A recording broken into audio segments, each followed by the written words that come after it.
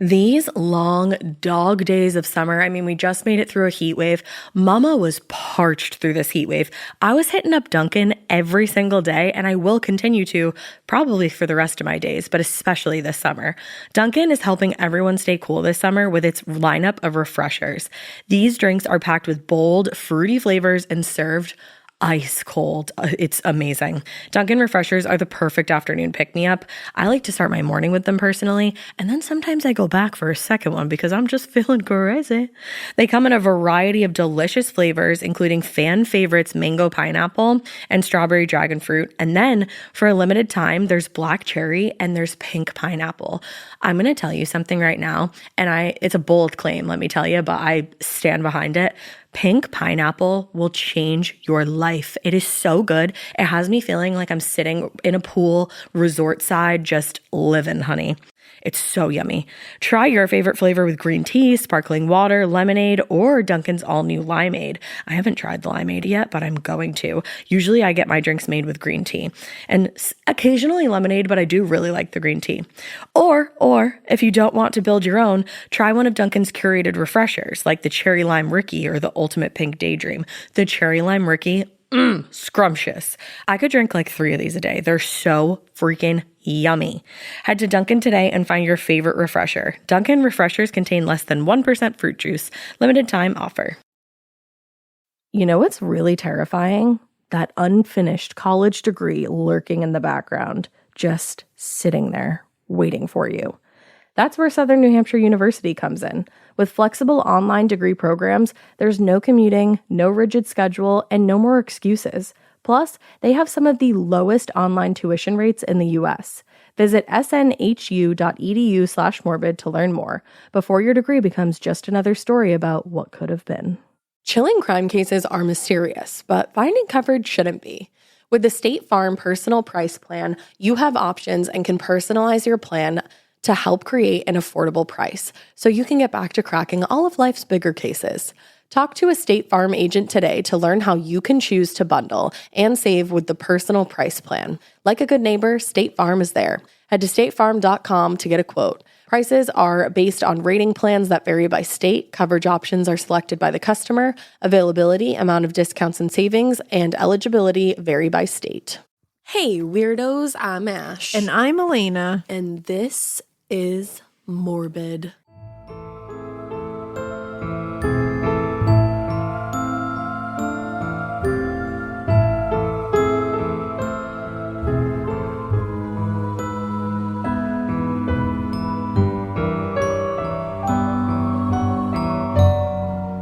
This is Morbid, and we got even more soundproofing equipment. Oh my God. I know. We got like this cool, like foamy thing in front of us. I can't see anything though, and it feels weird. I know, it's so weird to be like professional. It's like we're in our own personal miniature sound booth. It's like a sound booth for ants. It is a sound booth for ants. For ants. Did you see the latest episode? Because this is now a Vanderpump Rules podcast. Love it. It's not. But did you see the latest episode where Katie quoted Zoolander? I did. I thought of you. I love that. I appreciate that. I love Zoolander. It was such a niche reference.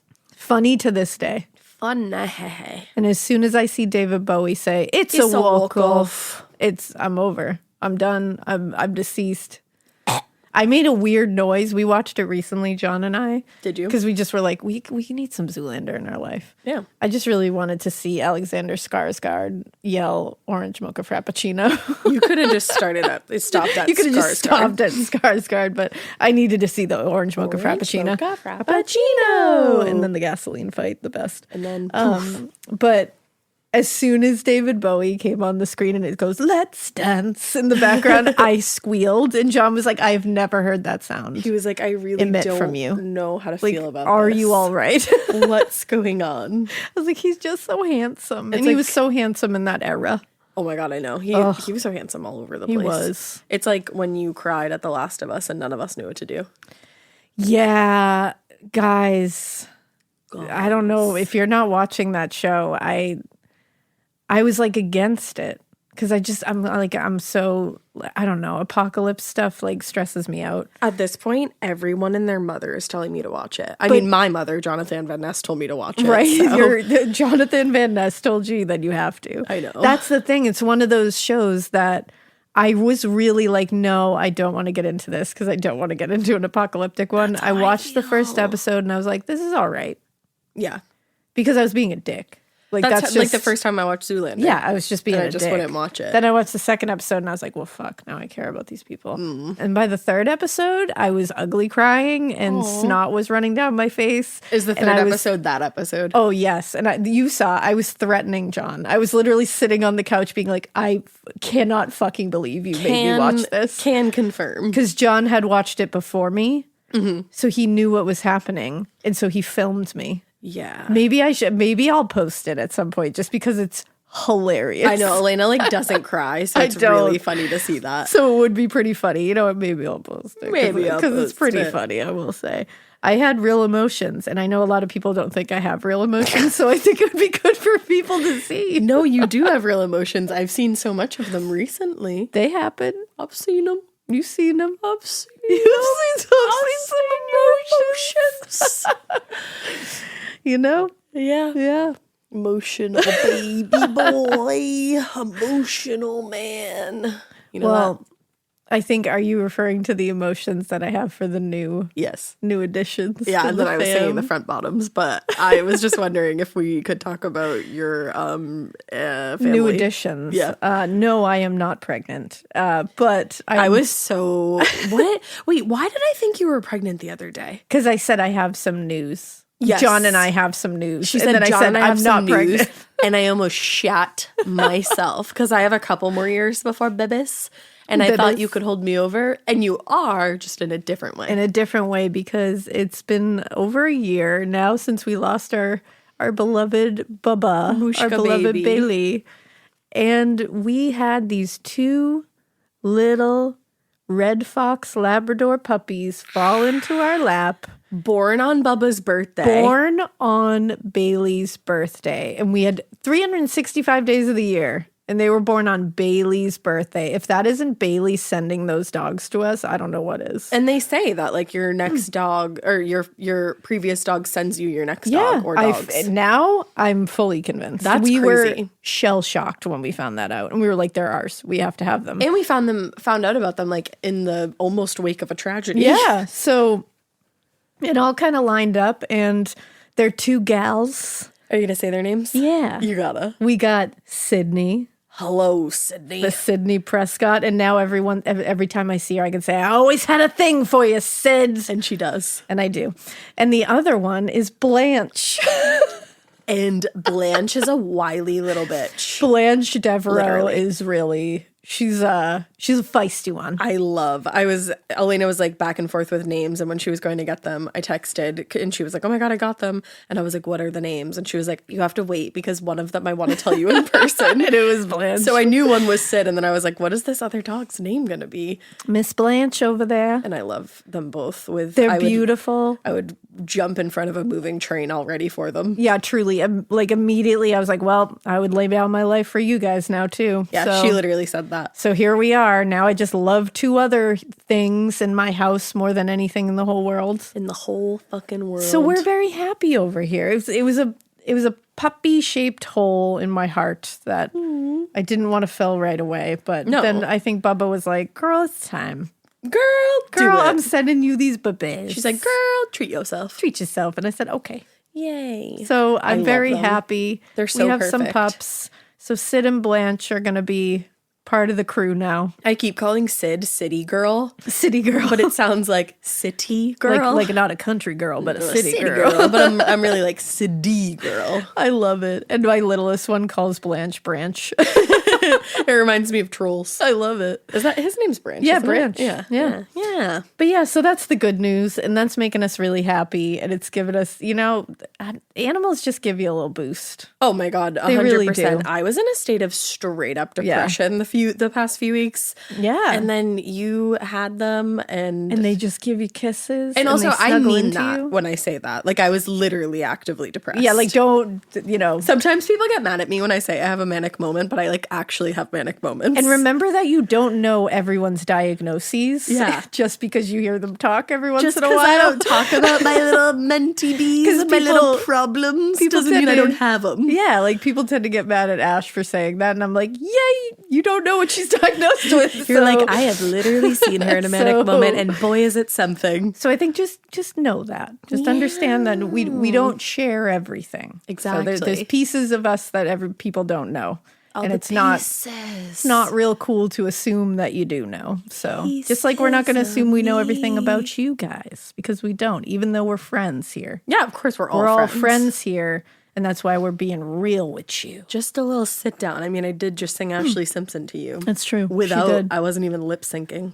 But you know what, guys? We all have new pups. This is all our new pups. Sid and Blanche are here to stay. I fucking love them. So get ready, world. I know. And then I get like both Phils because I come here and I get my dog Phil, and then I go home and I get my cat Phil, and I'm just living life. Just living. Just as my good girl would say, living.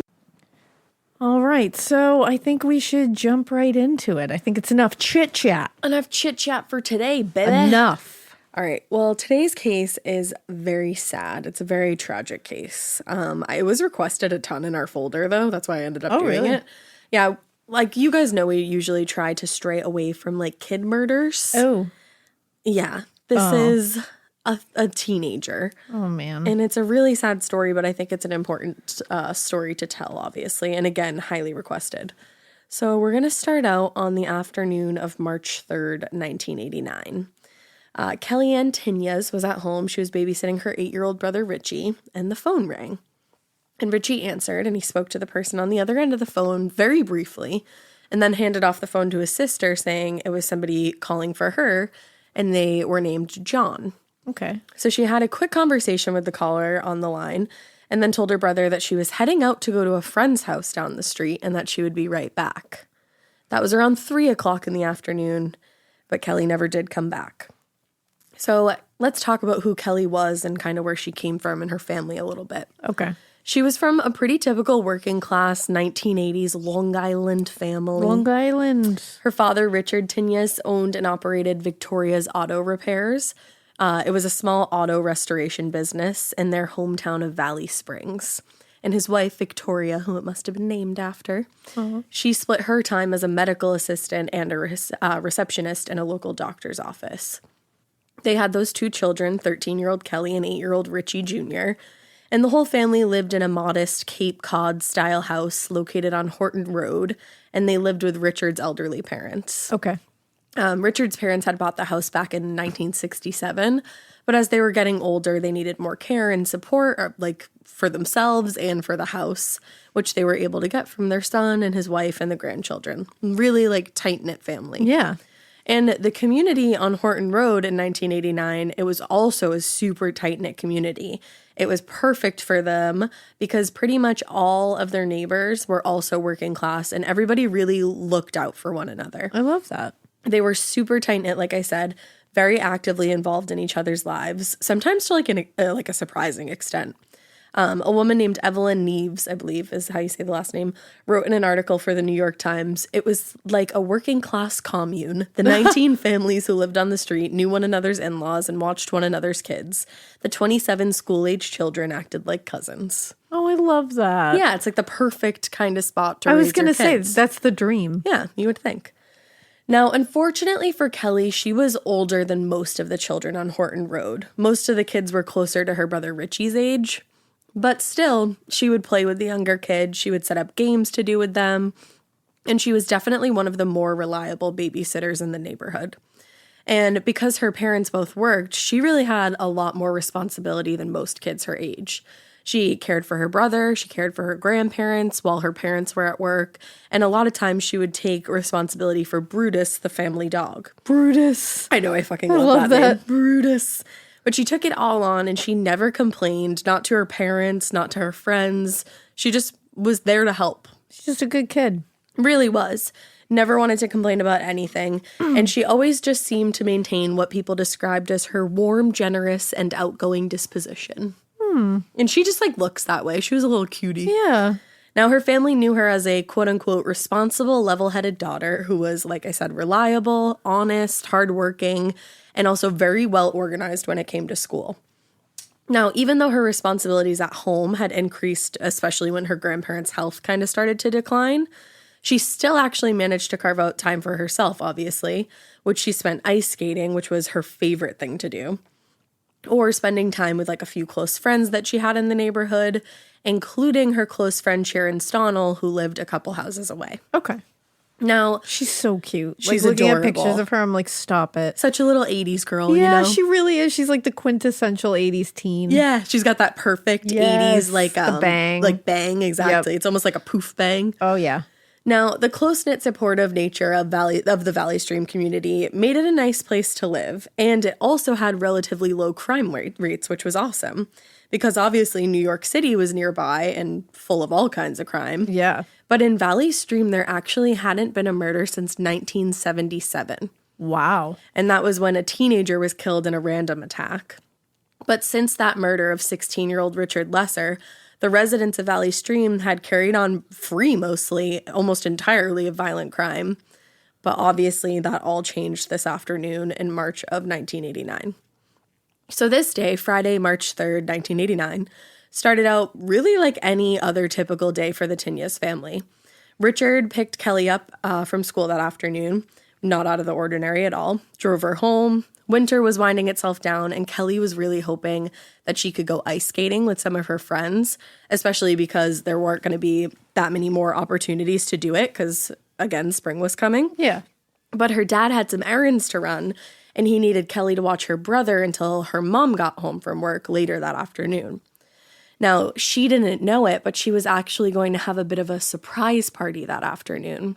Her mom and her best friend, Roberta Goose, had been working together, and they were gathering up a small group of Kelly's closest friends to take her out for her 14th birthday. Stop. Which was just 2 days away. Oh, come on. Yeah, like literally so sad. So when she got home, she grabbed the phone, which you like so relatable. Like the second you get home, just like picking up that phone and calling whoever you can call. Remember that? Yes. Remember picking up that landline? I was going to say a chunky old landline. Stretching that stretchy cord as far as you could go. Yup, I loved that. Oh, the best. Now, so she called her friend Jennifer, but Jennifer wasn't home and there was no answer. So instead she called her dad and she was like, please, can I go ice skating? Like, I really just want to go with my friends.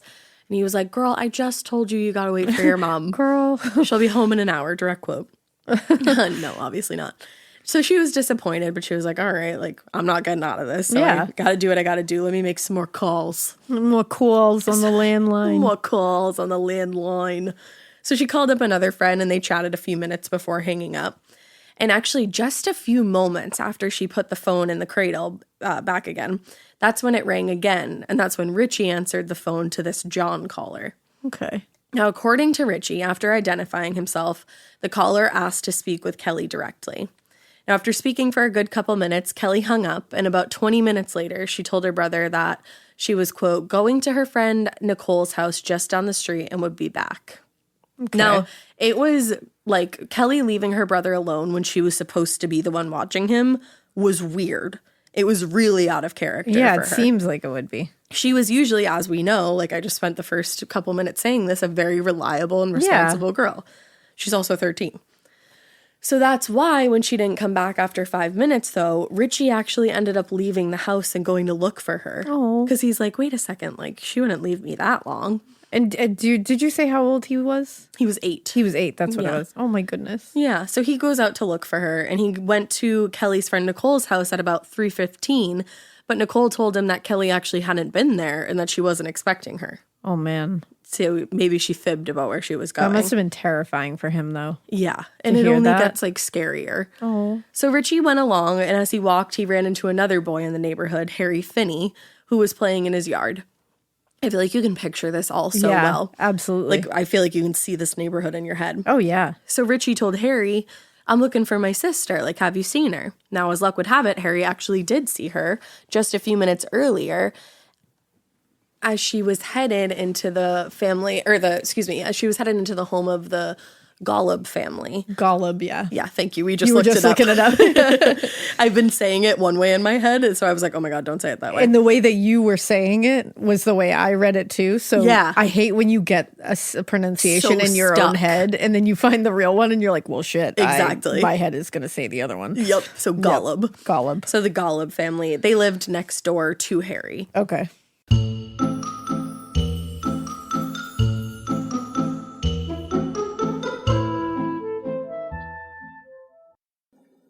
Getting paid twice a month doesn't mean money is scarce. It just feels that way. That feeling makes you do weird stuff, like putting things on a card you didn't need to. Earnin removes that feeling. With Earnin, you can access up to $150 per day of money you've already earned, plus up to $1,000 between paychecks. Standard transfers take 1 to 2 business days with no mandatory fees, and expedited transfers start at $3.99 and cap at $5.99. 5 million people are already on it, and honestly, it's wild it didn't exist sooner. Download Earnin on the App Store or Google Play, spelled like earning money without the G. Type in Morbid under podcast when you sign up. It'll really help the show. Earnin is a financial technology company, not a bank. Access limits are based on your earnings and risk factors. Standard cash outs take 1 to 2 business days with no mandatory fees. Expedited transfers available for a fee. Tips are voluntary and don't affect the service. Available in select states. Terms and restrictions apply. Visit earnin.com for full details.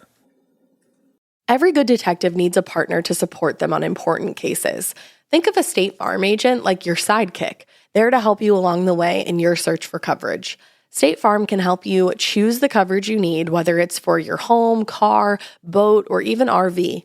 With so many options, it's nice knowing you have help finding what fits for you so you can get back to solving all of life's bigger cases. Go to statefarm.com or use the award-winning app to connect with a local agent and get a quote. Like a good neighbor, State Farm is there.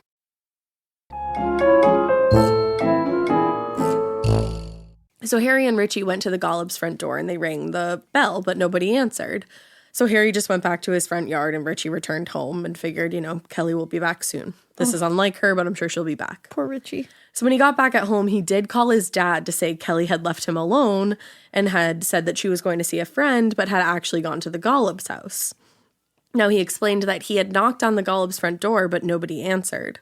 So Richard told his son, go back up to that house and, quote, beat on the door and call out for your sister. Oh, man. So he was already feeling, nervous about this. Alarm bells were already going off. Mm-hmm. Oh, I'm so stressed out for this family. It's horrific. Ugh. So after he hung up, Richie looked up the Golub's number in the phone book and tried to call the family several times, but he never got an answer. So he went, 8. I know. And just picturing him pulling out the phone book and being like, okay, I have to figure this out. Oh. So he started banging out, so after he looks up and calls and doesn't get any answer, he goes over to the house and just starts banging on the front door, calling out Kelly's name, but not getting any kind of response. But at the same time as he's doing this, he can hear loud music coming from inside of the house. Oh, God. Yeah. So he assumed that someone was home and just couldn't hear him. So since he didn't get any response at the door, he just started pacing on the sidewalk. Oh my God, this poor child. Calling out to his sister, and he was saying that the dog had gotten loose and he needed help. That wasn't true, but he knew that if Kelly thought that the dog had gotten out, then she would come out from wherever she was. Move. Exactly, that would get her to move. Oh. But still getting nothing. This poor baby. I know, both of these poor babies. Seriously. So after waiting a little while longer, just pacing on the sidewalk, he went back home and waited for his mom. Oh. So Victoria returned home a little after 5 p.m. and she was really surprised to find out that Kelly still hadn't come back home. It was, again, very, very unlike Kelly to be any kind of irresponsible. So it hadn't quite raised alarm bells just yet, but the fact that Kelly was still missing was puzzling. They were like, this is weird. Yeah. So Victoria started calling around to Kelly's friends and figured she'd find Kelly with one of them. But nobody in her circle had seen her since she left school early that afternoon. So Victoria keeps calling whoever she could think of, and Richard joins in too when he gets back, but they're getting radio silence or just no helpful tips at all. Oh, man. No one had seen Kelly. Now it got to the point where Victoria is getting more and more concerned. So she starts going door to door being like, is Kelly here? Have you seen Kelly? Had anybody seen her? So she gets to Kelly's friend Sharon Stonnell's house, and Sharon told Victoria that she had seen Kelly earlier that day. And just like Harry had told Richie, Kelly was going into the Golub's house down the street. I'm so stressed out right now. I know. So after several attempts to reach anybody at the Golub house by phone or in person, Richard finally got through to the mother, Elizabeth Golub, a little after 6 p.m.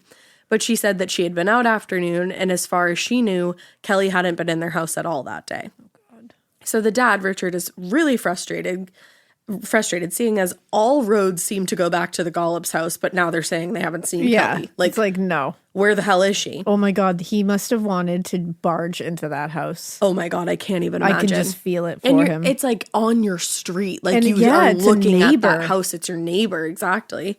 You want to just like break down the door. Yeah. So he was frustrated, being like, what the hell? Yeah. And seeing as all roads were leading back to that house, he asked if he could speak with John J.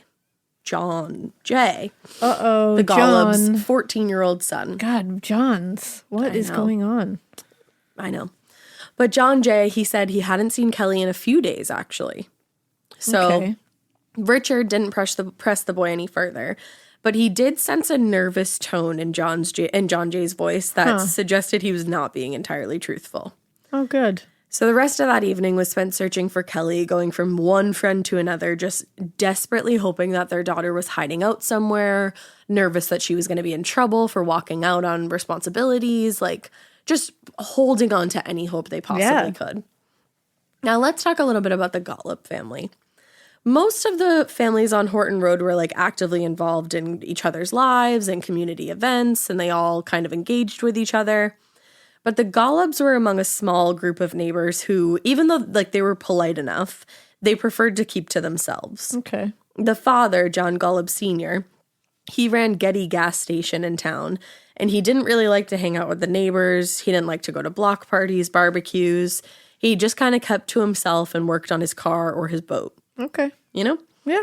Now, his wife, Elizabeth, she was a little bit more active in the community and more familiar with the neighbors, but she liked hanging out with her own friends and acquaintances at church or at the Keystone Yacht Club. That was her kind of deal. That was her gym. Yeah.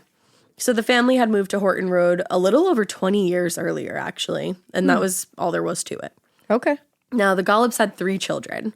Adele was their oldest, and she had gone off to college, married, and started a family with her husband in Manhattan, so she's not really a player in this at all. Then there was 21-year-old Robert and 14-year-old John J. They both lived at home still with their parents. Okay. In 1989, Robert was an unemployed bodybuilder. He had graduated high school but didn't want to go to college and was just kind of living at home. Okay. Yeah. He spent his time at the Maximum Health and Fitness Center, where he would, quote, often put in up to 3 hours a day at the gym. Cool. Like, that's a little excessive, bro. Yeah. He was 5'3", so he was very focused on looking as big as he possibly could. Mm-hmm. And aside from the gym, he would just be at home in the family's basement or working on his tan at the nearby Tan Your Booty.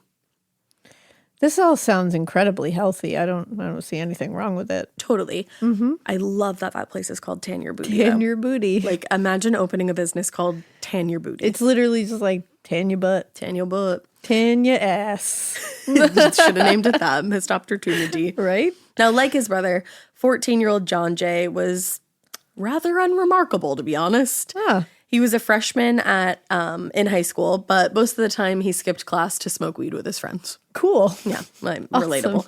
But relatable. In general, he was known to the neighbors as a troublemaker, and he definitely was not the sort of person that anybody expected Kelly to be hanging out with. It was weird that she was even at the Golub's house in the first place. But for some reason or another, Robert, the older brother, he was under the impression that Kelly and John J. were dating, actually. Oh. He later told police, "I saw them on the block. I could tell. I could see it in their eyes." Whoa. I was like, damn. That's impressive. Like, I don't know about that. I can see it in their eyes. From down the block. Like, shit, okay. Yeah. But no one in Kelly's family or any part of her friend group had any idea or knowledge that she was dating John J. And as far as anybody really knew, they barely even knew each other.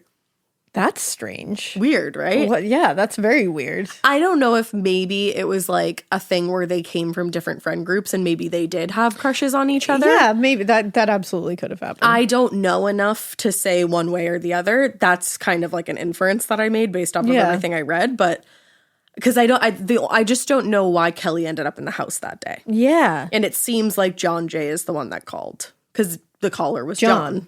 Yeah. Unless Robert called and said he was John, that's entirely possible. Absolutely could have happened. But with John Jay's nervousness, I'm like, so you invited her over and now you know she's missing. Like, what did you see? What didn't you see? That's the thing. It's like, are you nervous because of that? Because you were the one who did the inviting? Or are you nervous because you know that somebody used your name and it's your brother?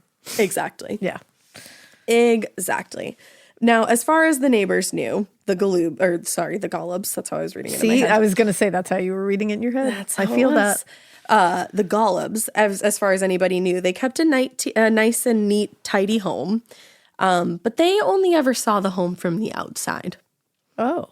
When the police did eventually make their way inside of this house, they found it cluttered with debris that officers and other witnesses would repeatedly describe as clutter, clothes, knickknacks, and trash filling every room of the house. Ew. Like, it was essentially like a hoarder house. But, like, there was, like, trash and that stresses me out so much. And it's really sad because, obviously, like, that's a mental illness. Like, that's where that all stems from. But, like, the kids having to live in that environment. Well, that's the thing. It's like there's kids and then, like, I'm thinking about Kelly in there. Mm-hmm. And that's, like, a lot of it's just, like, adds to the stress of everything. And it was a far cry from her home. Where she had grown up. Right. So Richard and Victoria, they spent most of that Friday evening, like I said, making calls, walking around the neighborhood, looking for Kelly, just panicking more and more as every hour passed. The next morning, the search for Kelly continued. Richard revisited all the places he previously looked for his daughter, including the Golubs' home. The Golubs' home. Christ. Oh, it's so hard. No, I'm not faulting you at all. It's when you read it in your head. I've done that so many times. It drives you nuts. The Golubs' house. And when Elizabeth Golub invited the family into the foyer of the home, Richard and Victoria were actually shocked by the mess that just stretched from one room to the next. Damn. Richard explained again that several people had seen his daughter go into their home the previous afternoon and no one had seen her leave. So Elizabeth, that's a problem, my guy. Yeah. So Elizabeth was like, I'm sorry, like I was running errands. I really did not see Kelly here, but let me go wake up John. So she wakes up John and he said, nope, I haven't seen her in a few days. So they were completely out of options at this point, and Richard and Victoria had to return home and call the police at this point to report Kelly missing. Break my heart. Awful. A call you never, ever, ever, ever, I can't even fathom it. No. So Thomas McVetti of the Juvenile Aid Bureau of the Nassau County Police Department, he was the first one to see the case come in, and he returned Richard and Victoria's call.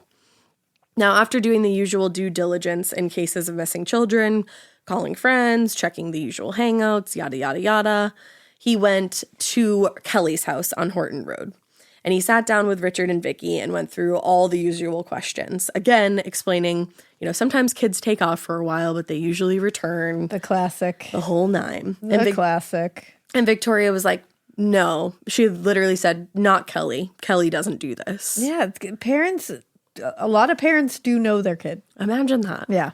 Now, Richard and Victoria explained that several neighbors, again, had seen their daughter go into the Golub's house around 3:15 the previous day, but nobody in the Golub house says they saw her. So, what the fuck? How? What the fuck? Yeah. Now, they also explained that as far as they knew, their daughter had no relationship with anybody in that house. And as far as they knew, again, no reason to go in there in the first place. Yeah, it doesn't make any sense to me. No. So McVetti and his partner left their house and started in the direction of the Golub's home. But as they came up the walkway, they actually were stopped by Elizabeth Golub and John Jay, who were just leaving Sharon Stonnell's house.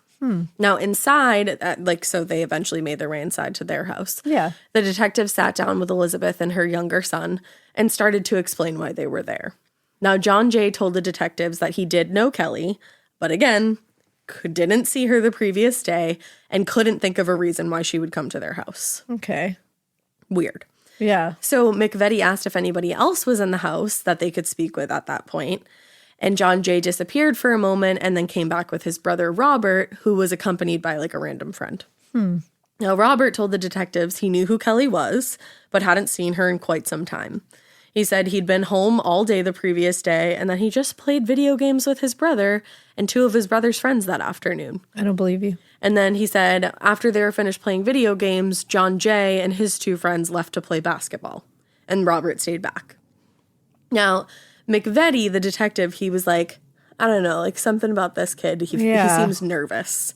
And Something's off here. And he noticed that every time Robert would answer a question about the previous afternoon, he would subtly look at his brother, almost like he was trying to confirm what he was saying. So the detective just came right out and said, why do you keep looking at your brother? I love that. He goes, good. Why not just answer the question straight without help? Make him answer it. Mm-hmm. So they finally separated the two of them. And after doing that, the detectives left the house and went across the street to talk to Sharon Stonnell. Now, Sharon said, yep, I saw Kelly the previous day. I saw her go into that house. But this time they learned that Harry Finney, who had also seen Kelly go into the house, told Sharon it was John Jay who opened the door and invited the girl inside. Ooh. So John was lying. He had seen her. I honestly was thinking like, all right, maybe he hadn't. I was burying the lead You were, because I was really thinking he was maybe just nervous because he knew what was going on but hadn't seen her. Mm-hmm. He saw her. I don't know if he saw everything, but he saw her. It's hard. I'm going to ask you what you think at the end. This is just terrible. Yeah, it's horrific.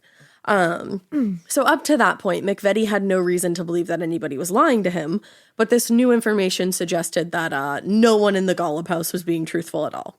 Oh, man. So he called for backup. He explained the situation to his supervisor, and he said he wanted to search the Golub home, and he said, I believe that's where the investigation is. Oh, man. So under normal circumstances, the search would have required a warrant, which, as we definitely know, it would have taken some time to procure. But wanting to be, thankfully, as helpful as she could, Elizabeth actually consented to a search. Wow. Yeah, so she really had... I don't think so. Absolutely no idea. Is what it sounds like. No, I don't think she did at all. Yeah. So she invited the detectives back into the home and she signed the form. Boom, consent. So now they had to call in backup to like conduct this whole search. Yeah. So backup had arrived. McVetti, John Golub Sr., and a uniformed officer were making their way through the house, and they started making their way into the basement. And McVetti was absolutely shocked at the amount of garbage and clutter all over the place, especially in the basement. He would later tell the jury that the basement was so cluttered it, quote unquote, hampered their investigation. Wow. Yeah. And once they were in the basement, McVetti spotted a small door in the basement that was blocked by a large steamer trunk, which prompted him to ask, like, what the fuck that was about. Now, John, like the father, told the officers that the trunk was just for storage, and they were like, okay, like, can we move it? And he was like, yeah, sure. Yeah. So they move it, and once they did, McVetti kind of shined his flashlight into the darkness. And the light showed that there was a large green sleeping bag that was zippered. Oh, no. And propped really awkwardly against the wall, almost like there was something inside. Oh, God. They approached the bag, and they noticed that it had actually come unzipped near the bottom. And partially poking out of it was a pale and bloody human leg. Oh, my God. Yes.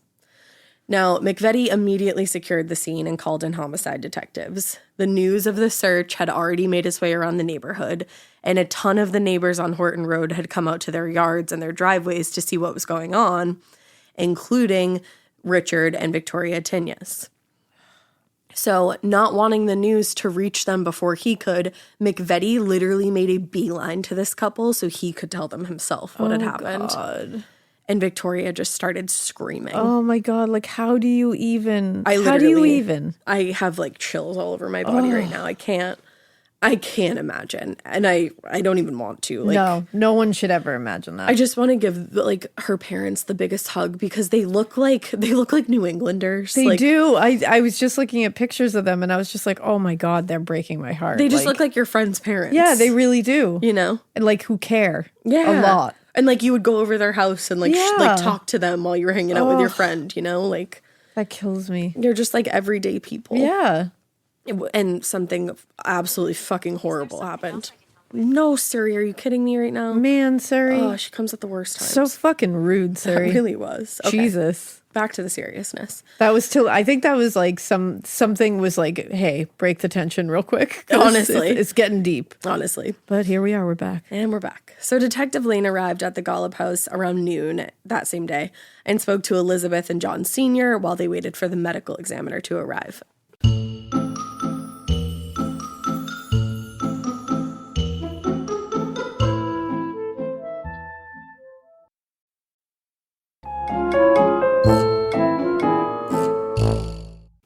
Now, followed by an interview with John Jr., that was followed by an interview with John Jr., and he told Detective Lane that he got home from school the previous day at the usual time, and he had two friends with him, Mick Donnell. Oh. Pause for lols. Okay. Literally Mick Donnell. Who did that? Why you do? Why'd you do that? And Chris Earl. Fine. Okay, that's fine. So he said they played Nintendo for a while, sign of the times. What I was just going to say. And then they hung out with older brother Robert for a bit until he went back up to his bedroom. And when he went back upstairs, they said they went and played basketball not long after. Okay. According to John Jay, he returned home a little bit after 5 that night. So the crime scene search unit arrived at the house a little after 1 p.m., and they began what would be an exhausting documentation and search of the basement. The fact that there was so much garbage and clutter spread everywhere just made it way more difficult. So by the time the medical examiner, Dr. Lone Fanning, arrived an hour later, detectives had pulled the sleeping bag out from the closet and carefully laid it out on the basement floor. And when they moved the sleeping bag, Lane and his partner discovered a pile of lace curtains that were soaked in blood. Ugh.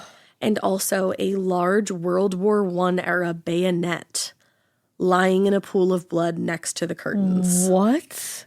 A bayonet? Yes. What the fuck? And here's the thing. This medical examiner is a suburban medical examiner. And I just told you there's been like one murder in the past 10 years. Oh, man. Now there's a bayonet involved? Yeah. Dr. Fanning was used to just like natural cause deaths, you know? And was shocked by what she discovered upon opening the sleeping bag. This is absolutely brutal, just so you know. Like, if you do need to skip, please do. One of the detectives on the case would later say that Kelly's remains were scarcely recognizable as human. Oh, my God. Whatever happened to her and the person that did this, like, I'm like, you're not even a human. You're an animal. Oh, God. An animal. Her face had been beaten and was insanely bruised by the time she was discovered. Her throat had been cut so severely that the wound extended, quote unquote, nearly to her backbone. Oh my God. And clumps of her hair had been ripped from her scalp in what appeared to be handfuls. What the fuck? And then detectives also discovered in the bag a bra that had been knotted like it had been used as a choking device. She's 13 years old. 13 years old. Oh my God. Now, at a quick glance, her body suffered the same brutality as her face, if not more. Oh. Her torso, she head to toe was just covered in bruises, slashes, 2 human bite marks. Oh my God. And this is super graphic and absolutely fucking awful. Her killer had slit her from sternum to groin, exposing her internal organs. Oh my God. Like, horrific. That medical examiner. I have to wonder if that was like the last case they ever did. I would have to have had retired after that. How do you couldn't prepare for that in a city setting? No. Never mind in like a suburban. Just like in this quiet little street where like everybody, it really was like quiet little street. Everybody gets along. Like, and she just got a call like, come over.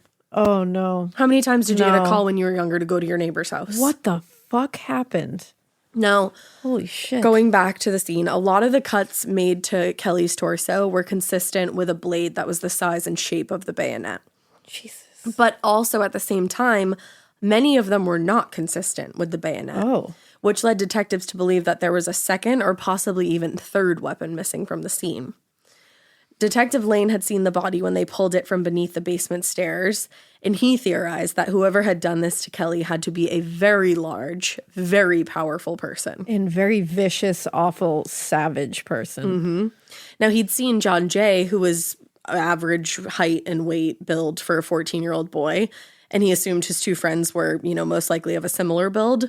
So it seemed very unlikely that any of those three were responsible. Yeah. Possible, but not likely.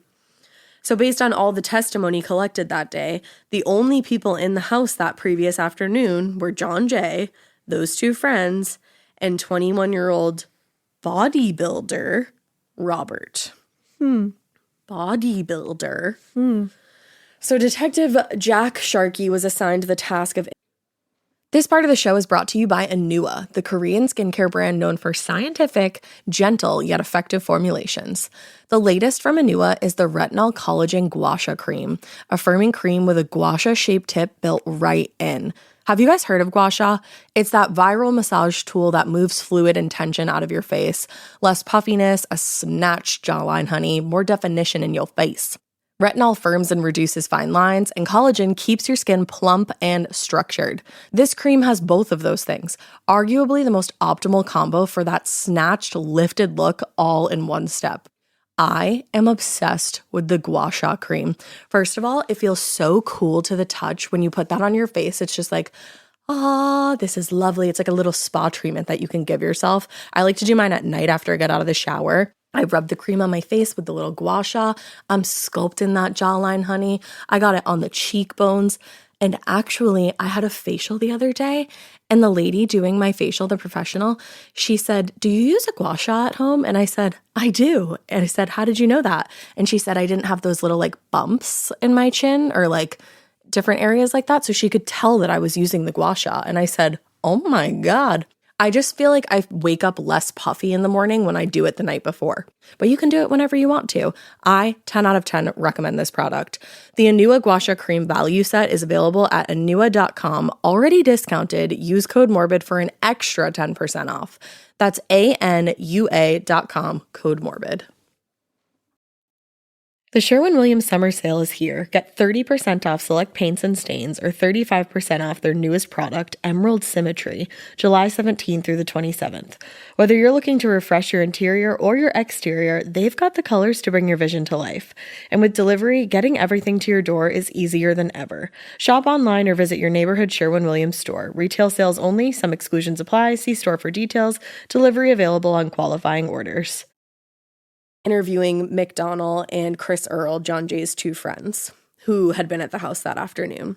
They confirmed that they had all been there, and just like John Jay said, they played video games before they left to go play basketball. And they also suggested it was pretty likely that it was John who called Kelly and invited her over to the house. Wow.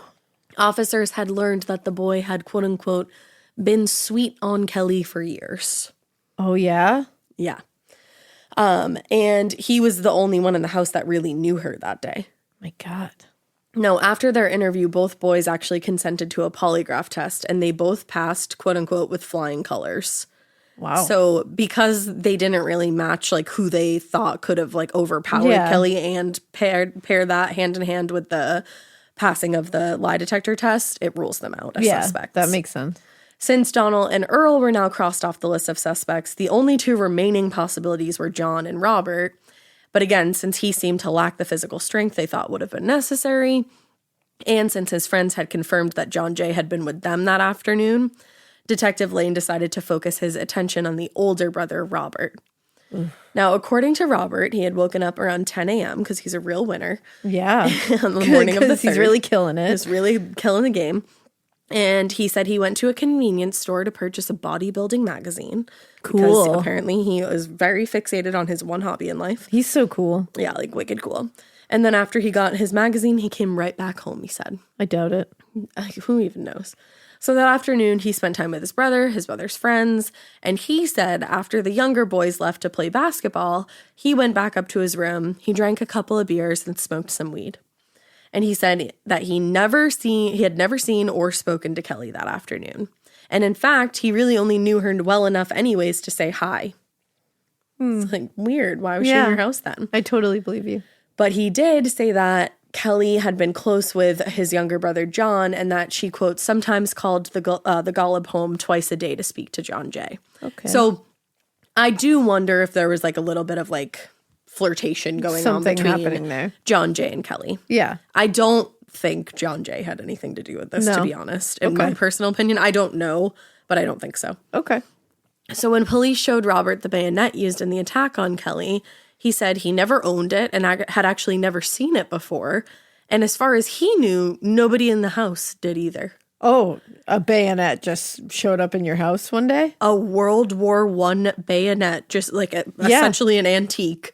You just plop, it fell in your house. You know, I can't believe that has happened to somebody else. That happened to you too, Yeah, huh? it just showed up at my house. Like, who do you think you're fooling, Robert? Like, you're really looking at investigators and being like, yeah, Never seen it. it doesn't belong to anybody in this house. It just lives here. Yeah, it's just It pays rent. I don't know. Just showed it up doesn't one belong day. to us. like, what? What? What, dude? It's a fucking net. It's a World War you kidding I me? era bayonet. That is a relic of years past, and you are telling me that you don't know how it ended up in your house? Lies. Liar. So, weirdly, he consented to a polygraph examination. He was like, yeah, I'll take that. Arrogance. He thought he could beat it. He sure did. He had full-on plans to do that because they did go on with the test, but it had to be called off partway through when the examiner noticed that Robert was trying to mess with the results by holding his breath at various points. Of course he was. You don't think the examiner is not going to see you holding your breath? Their entire job Is to examine read every single little thing that sets your body off to make it that you're lying. And you think that holding your breath is going to somehow get past them? It's an examiner. They examine you. They just watch your ass. Boy. You dumb fuck. I'm glad you're dumb, but like shit. So while detectives interviewed the rest of the neighbors on Horton Road, the crime scene technicians continued this absolutely crazy job Oh my of God, just the daunting task. because this scene is brutal anyways, and then the added chaos of the crime scene. Oh. Now, while they were searching, there were a few significant items found in the basement. There were 2 briefcases that contained Kelly's clothes that she was wearing the day before. Random briefcases. Fuck? That's so weird. And a large white t-shirt that appeared to have 4 semen stains on the front of it. Disgusting. I'll tell you now, they don't think she was sexually assaulted. Well, that's good. Pre-mortem? Like Perimortem? perimortem? Yeah, perimortem. Now each of the briefcases had some blood smeared on the outside and on the inside, but it was going to take some time to determine whether that had come from Kelly or her killer. So they had their work laid out. Damn. Now the autopsy was performed the following day, and actually there was a few people in attendance. There was Detective Richard Wells, the medical examiner Dr. Thanning, a serologist named Dr. Arlene Colin, and then the chief medical examiner Dr. Leslie Lukash. Mm-hmm. Now, thankfully, like I was just saying, tests actually found no evidence of semen on the surface of Kelly's body or internally. And there was no other signs of sexual assault. Okay, so pre-mortem she was, or perimortem, either one, she was not. She was not. Okay. Now, unfortunately, though, the medical examiner wasn't able to find any fingerprints present on the body, which is, I'm like, did you wash her? I know. down? How Like, did that what? work? But I don't, maybe it was because it was so brutal. Yeah. But the chief medical examiner, Dr. Lukash, determined the cause of death was blunt force trauma to the skull. But after identifying more than 200, and this is in quotes, 200 discrete blows to her head, the medical examiner had to stop counting. 200? More than 200. I literally, my brain isn't computing that. I don't even know how that's possible. The randomness of this act is just like, I don't know if maybe that's why it's one of the most requested cases. It's like, how did this happen? I'm like speechless. Like 200 had to stop counting blows at 200 to her head. Yeah. Like, My I don't God, even that know poor girl. how you do that. What kind of fucking animal do you have to be? And like, exactly. Like, that is animalistic behavior. That is, that's not even of this world. Like, No. I can't even. That's not. comprehend. That's not even like demonic. That's like, I'm like, what the I can't even fuck? think of a creature that I know of that could do that to another person. To just like, or that to another is creature. so long. Yeah. Think about hitting something 200 times, how long that takes. No, I can't imagine. Just think about like taking your hand and hitting a table 200 times. No. How long that would take and how much energy that would take eventually. Hours. Like that is, I'm speechless. I don't even know what to say crazy. about that. That's unbelievable. It's absolutely crazy. Poor girl. I know. And her poor Her family. I just, It's awful. I actually like have anxiety right I know. now. It's like a That's lot. like really killing me. So based on the evidence collected at the scene, Lukash believed that the blunt force trauma was consistent with the antique rifle found at the scene, but said that the extent of the damage was too great to ever be positive. Wow. She said, I think so, but I mean, you could get to never 200 tell. blows, you can't fit an instrument there. Like, you I don't was know gonna what that say, was after a certain There's point. because you're not even seeing distinct Like, wounds at that exactly. point. Like, oh my God. Now, the slicing wound to the neck, was a match for the bayonet, but there also appeared to be an indentation, and this is, again, brutal, an indentation near the wound that until then couldn't be accounted for. Like, they were trying to figure out what that was. So the doctor spent more time examining the blade and then realized that the circular indentation was caused by the knob on the handle of the knife, which meant that the killer had to, quote unquote, lay the blade across Kelly's throat and then stand the full weight of his body on the knife, bouncing up and down. You have to. I have never heard anything like this. Never in my entire life. And you have to hope, and you like, I have to like tell myself that she was gone. She had to have been. With She the had blows to have the been. head, she had was to dead. have been. It had to, which does not fix any of this, but my God, I can't. Who does, like, we have covered some of the worst of the Holy worst shit. of the worst. And I cannot compare this killer to anyone I have ever read about. This is just like My arms this entire time are this just is covered. stuff you can't make up. No. Like this is stuff that if you saw it in a horror movie, you'd be like, who comes up with that? You'd be like, I don't want to watch anything You'd by this just be person like, ever no one again. is no one's like that. No, Oh my God. no. Oh, poor Kellyanne. Oh, And her family, yeah, to know that your this. baby went Oh, through God. this. Oh, honestly, like I know. just want to hug her parents. So I'm like, don't even think I said that. So when the examination was complete, Dr. Lukash concluded that Kelly's murder had to have been committed by somebody in a frenzy. Yeah, to say the least. Yep. And could only have been done by a quote unquote incredibly fit and powerful man. Jesus.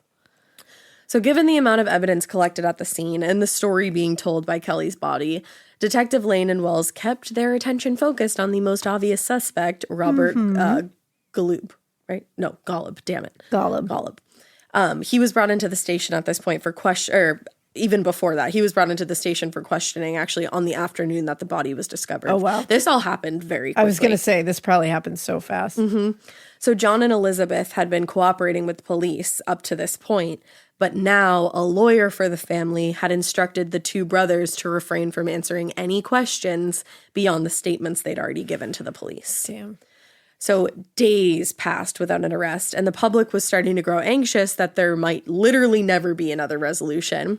And Kelly's parents, Richard and Victoria, must have been losing their goddamn minds. Seriously. Because you know what happened. She went into that house. She was found there. So why hasn't somebody been arrested Exactly. yet? I would have been like... Oh my God, I'd be losing my fucking mind. And they were. No, in the meantime, forensic tests were being conducted, and the results, I mean, remember, this is the 80s. The results were very slow to return. But when they did come, they seemed to confirm that Robert was involved in the killing. But there were complications. For one thing, there was a handprint discovered near the body that did belong to Robert, but it was discovered in his home, which made it a lot less significant. And then the blood smears on the cases where Kelly's clothes had been found were also determined to be Robert's blood. But given that, again, it was his home, there was no way for analysts to determine whether it was left there the day of the killing or a day or two before. Like, Yeah. I don't know who would think that got left there No. a day or two before, but sure. to bring it to court, you got to go beyond a reasonable course. doubt. Now, when Robert was brought in for questioning on the day of the murder, he actually had several small cuts on his right hand. Oh. But those cuts, they said, showed no signs of having bled recently. Which is weird, but I'm Yeah. like, I mean, how do you really determine that? Like, if he has cuts on his hand, he has cuts on his hand, Yeah, he does. right?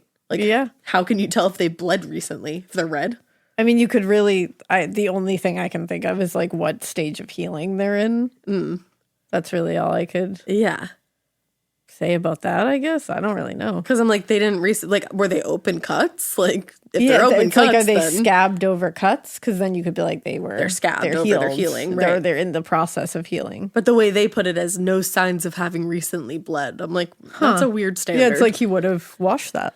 Right, exactly. So essentially, while he may have looked very guilty, a good lawyer could have explained a bulk of the physical evidence as to being no different than skin cells, fingerprints, and trace fluids that everybody leaves around their house every day, which is really gross that you It like really is gross. don't I'm think like, about oh. that.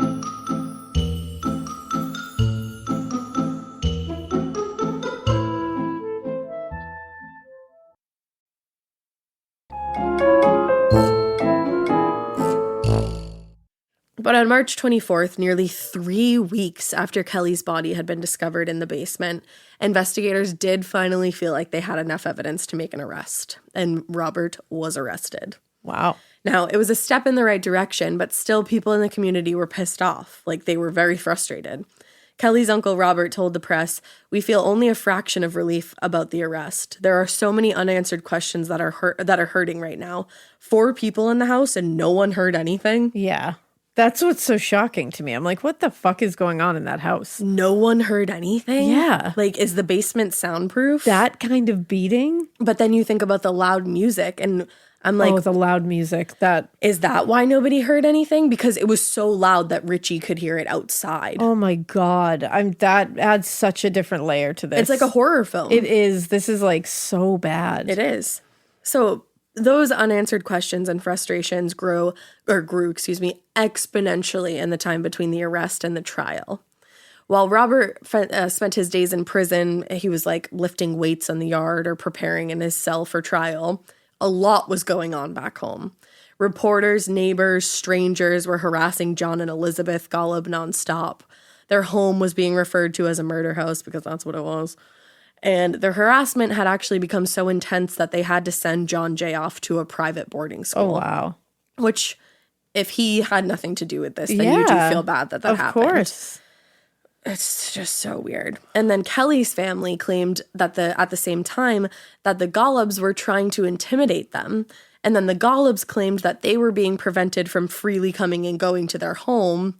And Elizabeth claimed that actually she was being sexually harassed around town at this point. So it is a whole full-blown mess. Yeah. Like, it is like the neighbors that hate each other. The it's all this time. the Hatfields and McCoys. Thank you. Yes. It's that, literally. I loved that little like hand motion you were doing. I knew it would get you Just flowy eventually. hands, and I was like, got it. You were like, I don't know what you're Nailed saying. it. The Hatfields and the McCoys. Yeah. That's exactly what this That was. makes sense. And eventually the tension had become so disruptive, like fights had broken out and everything, that a police officer had to be regularly parked on Horton Road to intervene if necessary. Wow. It got that bad, which is sad. And you can Yeah. understand why it got that bad. Of course. Now, while all of that was going on in the neighborhood, Robert's defense lawyer, John Lewis, he was hard at work trying to get a ton of critical evidence excluded from trial. Of course. Yeah. Prior to trial, a Fry hearing was held to determine whether the DNA evidence collected at the scene, mostly from the outside of the briefcases and the palm print on the wall. Okay. They wanted to see it in this trial if it would be allowed at the murder trial. Now, for those that don't know, because I didn't know, a Fry hearing, according to Cornell Law School, quote, determines the admissibility of an expert's scientific testimony and other types of evidence. Huh. So back then, you weren't seeing a lot of cases where DNA was being. Yeah. In fact, Kelly's was actually one of the first cases in America where DNA was used. Wow, really? Yeah, isn't that crazy? That's interesting. Now, so they had to have that hearing to see like what was going to be admissible and what wasn't. Okay. So, John Lewis argued that DNA science was still in its infancy and it was unreliable. Oh. DNA evidence. Dunno. But the prosecution presented several experts who testified that, quote, DNA fingerprinting is a reliable scientific theory that is generally accepted in the scientific community, and that the 6-step procedure used to extract and analyze DNA samples is also generally accepted in the scientific community. I love this, that they're like, DNA is generally accepted in the scientific community. They're like, so there. Yeah, it feels all right. So there were more pretrial hearings that took place in mid-August, and the tensions were insanely high. There was a lot of fighting going on between the families. There were fights within the courtroom. I would be throwing hands. Oh, yeah, I'd be furious. People had to be escorted out. And then more problems were to come in October when the defense attorney, John Lewis, was thrown off the case. Oh. So he actually got into an argument with the judge that was presiding over the case, Judge Marvin Goodman.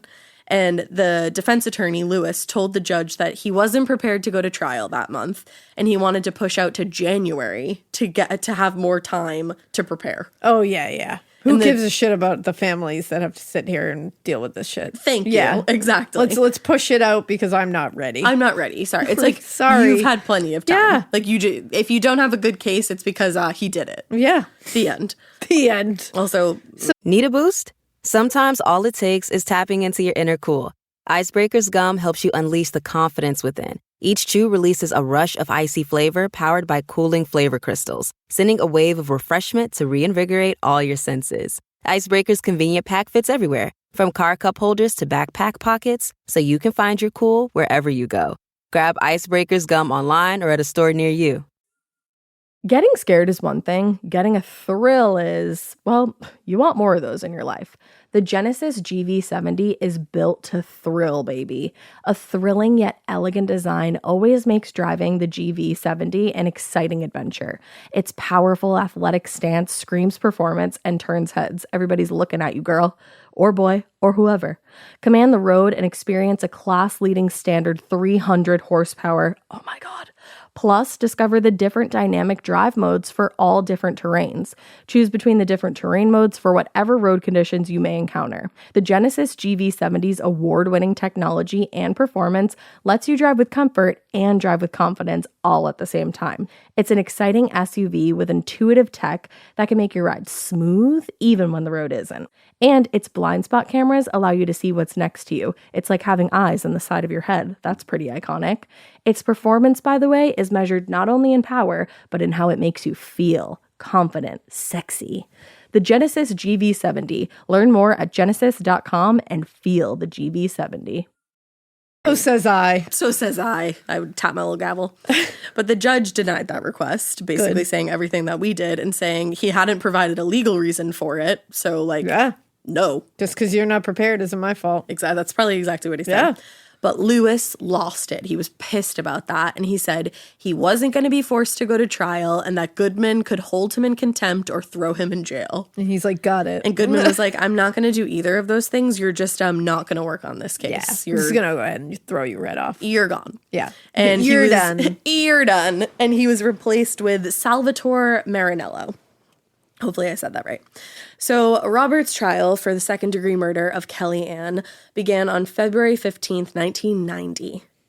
Yeah. So, wow. And it took place in, I don't have time to look this up, Manola, New York? Yeah. Totally.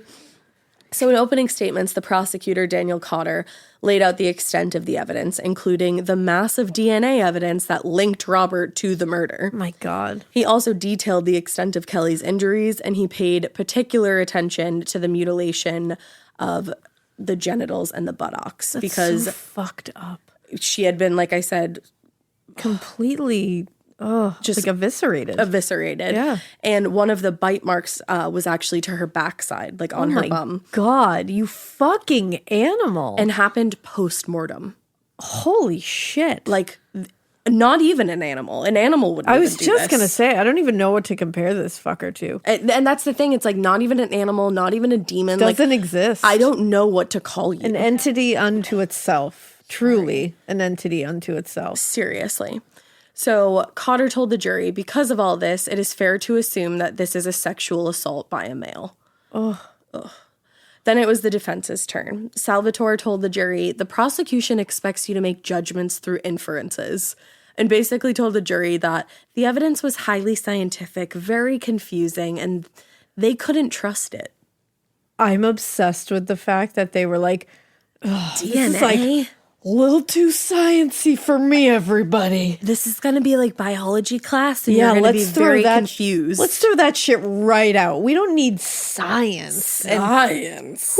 Facts? Are you guys looking for facts? Fuck that. Like what? No, we don't want scientific facts. And here there's hard to pronounce words. Yes, of course. It makes me sad. And like, are you all right? Right. Are you kidding me? Science is not a reliable thing in a trial. Jesus. Can you imagine? Like 1990. That's I'd be what like, people were wow, saying. I was you're only all born idiots. 6 years later. Jesus. Like you were 5. Wow, that's it. I'm like, you're old. It was 1990, right? Yeah. Yeah, 5. And they're literally like, And they're like, DNA? What's that? Like, sounds gross. that was in your lifetime. Yeah, that's What? upsetting. Isn't that upsetting? That's really upsetting. But like I said, this was a time in America where DNA really hadn't been used in a ton of court cases. Yeah. To get a guilty verdict anyways. Yeah, it's hard to say. So he was definitely hoping that all this scientific garbage and hullabaloo was going to go over the jury's head. But just in case it didn't, he also tried to put doubt in their minds about everybody there that day and told the jury there were 3 other boys in the house that day who could have done this, right? They were there right around the time of the murder. I'm like, there are 3 14-year-olds. They are all the same size. Yeah. I don't think so. Truly. No. Now, luckily, prosecutor Cotter there was able to shoot down that argument by pointing out how unlikely it would be for 3 14-year-old boys to commit, quote, a savage, vicious act, been covered with blood, and then go calmly play basketball. Yeah. Because again, like they literally had an alibi. Yeah. And then to prove his point even further that it wasn't one of these younger boys, he explained that one of the boys placed a call to his mom from the Golub house at about 3:21 to go tell her that he and his friends were leaving to play basketball. So I wonder, because that phone call meant Kelly entered the house shortly after 3:20 p.m., I would say, that she would have been in the house alone with Robert. So that makes me wonder, was it John Jay that called, or was it Robert saying he was John Jay, knowing that his brother had been maybe like flirting with Kelly, and they had all gone out to go play basketball, and he saw some kind of opportunity?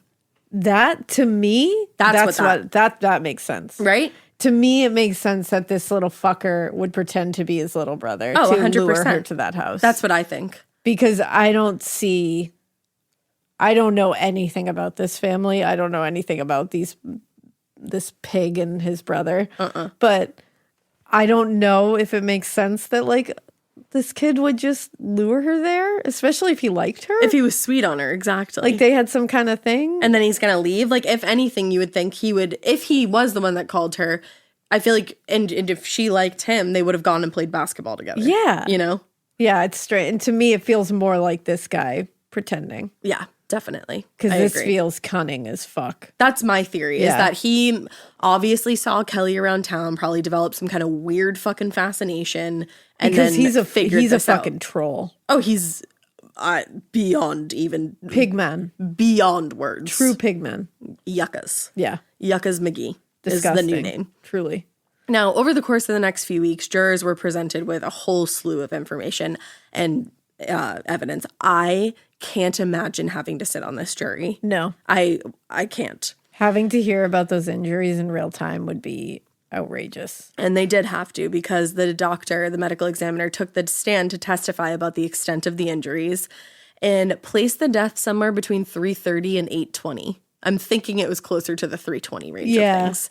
And the doctor also testified that while a lot of the slice injuries were caused by the rusty bayonet, there were others caused by at least 2 additional instruments that were unaccounted for. Then another expert, the serologist, Dr. Arlene Colin, explained how DNA can be used to trace blood or other fluids back to a single individual. Okay. So she explained this to the jury, and they were able to comprehend They were this. able to understand. Crazy. Now, according to this doctor, the investigators had found several spots of Robert's blood mixed with or adjacent to Kelly's blood. meaning that, quote, Kelly's killer had his own blood on his hands when he was attempting to clean up after Kelly's death. Which makes sense. Of course it does. Like, he's not coming out of there with no scratches on his hands. Absolutely not. So the analysis of the palm print that was discovered on a piece of crown molding near the basement closet was also a match for Robert, and a crime scene analyst testified that the print was most likely left there very shortly after Kelly was murdered. He probably like leaned up against the wall to move her. So after closing arguments on April 2nd, 1990, the jury deliberated for a full day before returning a verdict of guilty. Good. Not even going to make you wait for that. Good. When the verdict was read, the courtroom literally erupted into screams and cries from Kelly's family. Like, just, they were so happy, but then that happiness turned to anger.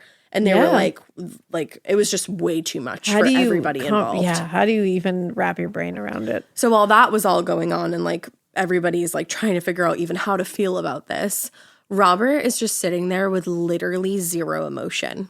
Because he's a beast. He's beyond. Oh. Now, he re-entered. He returned to court on June 1st for sentencing. And in a surprising turn of events, 11 of the 12 jurors who sat on the case actually asked to attend the sentencing hearing. They wanted to be there. And so did 4 of the alternates who had also sat through the trial. They wanted to see this motherfucker sentenced. Holy, I don't blame them. The court also received over 1,000 letters from the public demanding that he be sentenced to life in prison. Wow. So he was given the opportunity to speak before he was sentenced. Which I'll never understand why we let that happen. Me either. And he did take the chance to say that he was innocent. Shut the fuck up. It's weird that your blood was everywhere then. Yeah, that's strange. And he told the jury, I did not kill Kelly Antinis. Who let Kelly into our home? Who could have had any motive? These are questions I have to answer. These are questions the jury should have considered. Oh, okay. You really thought you did scold something the jury, there. Like, for what? sure. He then went on to scold the jury. He said that there was a police conspiracy to convict him. The jury was against him. They hadn't behaved properly. The crime scene technicians and analysts who had processed the scene were also all out to get him. Blah-de-blah-de-blah. Nobody cares that much about you, my friend. No. So when he finished with that load of malarkey, the Judge Goodman, who I love, told him, the acts which you committed in this case are by far the most atrocious that I have ever experienced in my 17 years as a judge. Truly. And the manner in which you killed Kelly Antinius and mutilated her body surpasses the worst murders known to this county. Yeah. No dictionary contains sufficient words to describe the brutality of your acts. Unfortunately, the sentence option given to me by all of our laws falls short of the sentence which you truly deserve. You are hereby sentenced to a maximum term of life and to a minimum term of 25 years. Which would not even be slightly enough. So 25 years to life. Like, not enough. No. Now, Robert appealed his conviction in 1993, thinking that that was really going to move anybody. It didn't. He said it was on the grounds that the evidence was mishandled, the analysis of the DNA was improper, because he knows how to do that. Oh, yeah. And that was just it. But the appeals court upheld the conviction. Good. Now, he maintained his innocence until his case came up for consideration by the parole board in 2013. And he had a hearing. Yeah. And he finally confessed to the murder. Shit. And he said that he had killed Kellyanne, quote, in a rage due to his use of a ridiculous amount of anabolic steroids. I knew it. Yup. I knew it. But like, I've seen people on steroids. You've seen people on steroids. That is more than just steroids. You have a beast that lives inside of you. I was just going to say. That was then fed those steroids. That's a perfect way of saying it. Exactly. It is very much already inside of you. 100%. It is inside every cell in your body that you were able to do that. Anabolic steroids did not cause you to do that. No. They allowed that beast to come out. That's all it was. Exactly. He claimed that he never meant to kill her. Which, Shut the fuck Thank you. up, Robert. Shut the fuck up. The extent of her injuries, and you never meant to kill her? I want to put a boot in your fucking face. Are you kidding me? You never meant to kill her? Shut the fuck up. Like, go back to your tiny little cell. Say nothing. And spend the rest of your days remembering what you did to her. knowing full well that you are going to a place that is literally worse than hell. I hope she haunts you until the minute you die. Every single second. Truly. Of every single day. I hope Kelly haunts you. He said he was remorseful. Oh, shut the fuck up. I bet the fuck you are, because you want to get out of prison. You don't exist. You're not a real thing. No. You don't have the same shit that everybody else does.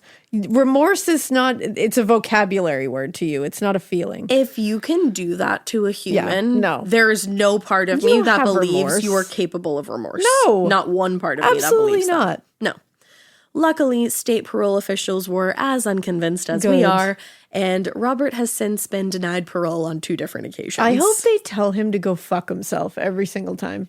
I don't think they're allowed to, but they probably say it as he walks out of the room. Literally, as he walked out, I'd be like, don't forget, Robert. Go fuck yourself. Every single time. Oh, remember last time? Go fuck yourself. If you haven't done it yet. Yep. Go fuck yourself, Robert. Literally into oblivion. I hate this pig.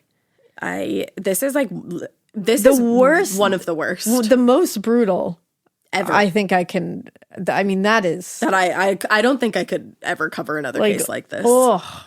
Now, in the years since Kelly's murder, her parents, Richard and Victoria, they hold a celebration on her birthday, March 5th, every single year to remember her.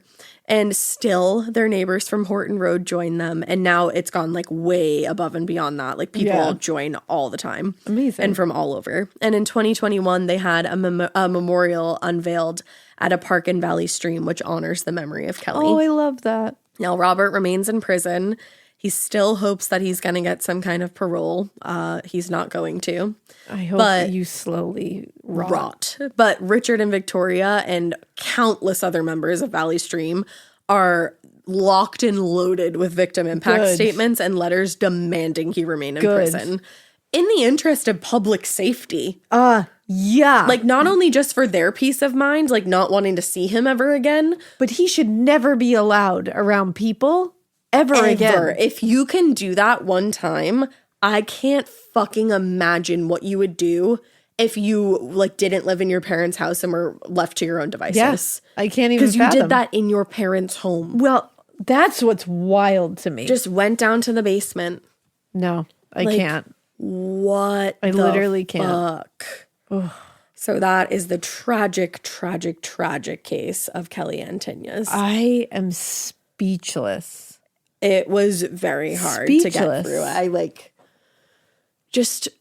You just remember being 13, and I can't imagine that happening to like anybody I knew at 13 years old. 13 is a baby. I mean, that is. She was just about to, 2 days later, she would have been 14. Oh, and right before her birthday. And it's just like, that family, I can't. And like her poor little brother. That's the thing. And then to have to like go on and like be okay for Richie. Yeah. Like I can't imagine. Oh. I can't imagine. But they seem like the most amazing people. They really do. Oh, I just want to give them a hug. I know.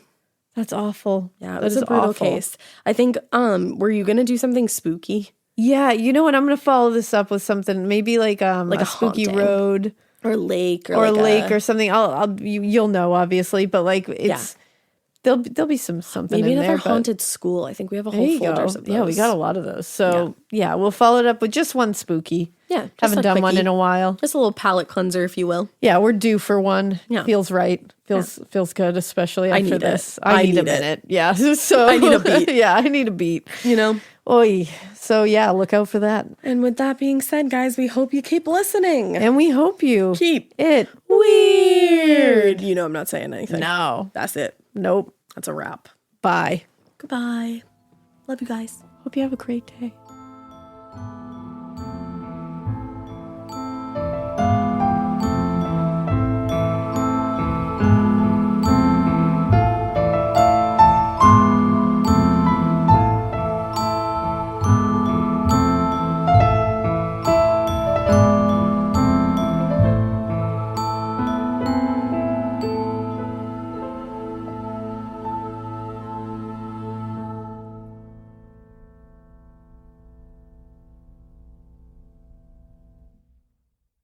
In the U.S., there's a break-in every 26 seconds. But when intruders step near, Simply Safe Home Security steps up. Stop. This is Simply Safe. Police are on the way.